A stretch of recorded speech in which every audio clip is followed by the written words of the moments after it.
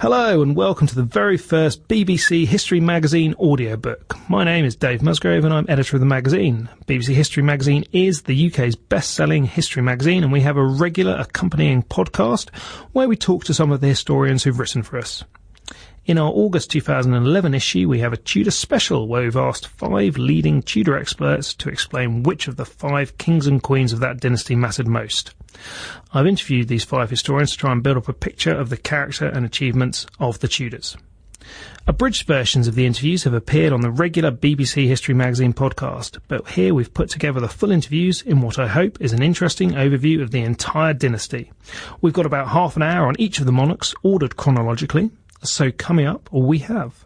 Henry builds the platform that all the things achieved by the later Tudors rest on. That was Dr Steven Gunn of Oxford University, who's starting us off with Henry VII. The separation of England from continental Catholic Europe, continental Christendom, is a very lasting and significant legacy, and I think that makes Henry the Tudor monarch that did matter a great deal. Professor George Bernard of Southampton University introduces us to Henry VIII. Edward was, I think, popularly seen as a promising boy who was manipulated, almost a puppet king. Reading University's Professor Ralph Houlbrooke talks about Edward VI. There's a lot more to be said about Mary. She's certainly more than the kind of caricatured Catholic tyrant.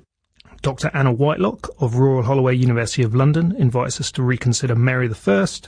The court of Elizabeth was admired by observers, and it was seen as being a place that was full of magnificence and splendour, just as royal courts ought to be. Finally, Oxford University's Dr Susan Doran reviews the reign of Elizabeth I. So, our first monarch under inspection is the founder of the dynasty, King Henry VII, who came to the throne in 1485 following his victory in battle over Richard III at Bosworth Field.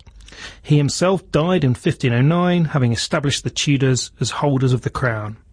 Steven Gunn of Merton College, Oxford University, is our expert guide to Henry and his reign. So we're talking Tudors, specifically Henry VII.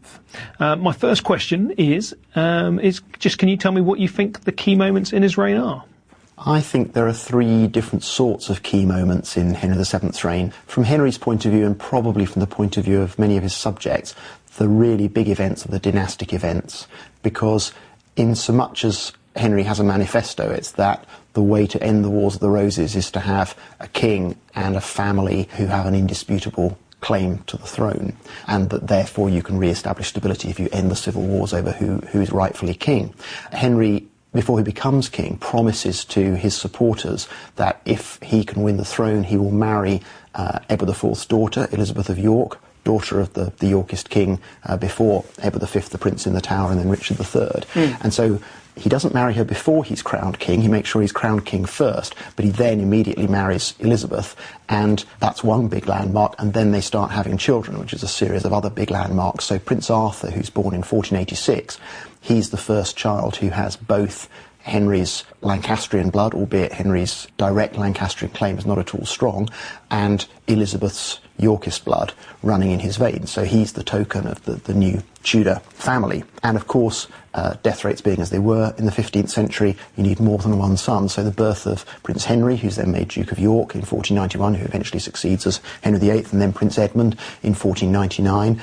These are dynastic events which mean that you're providing the kind of security that a single legitimate ruler provides. Yep.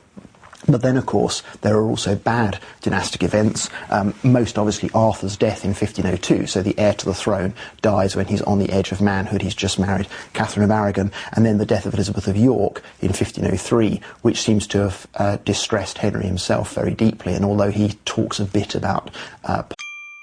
Sample complete. Ready to continue?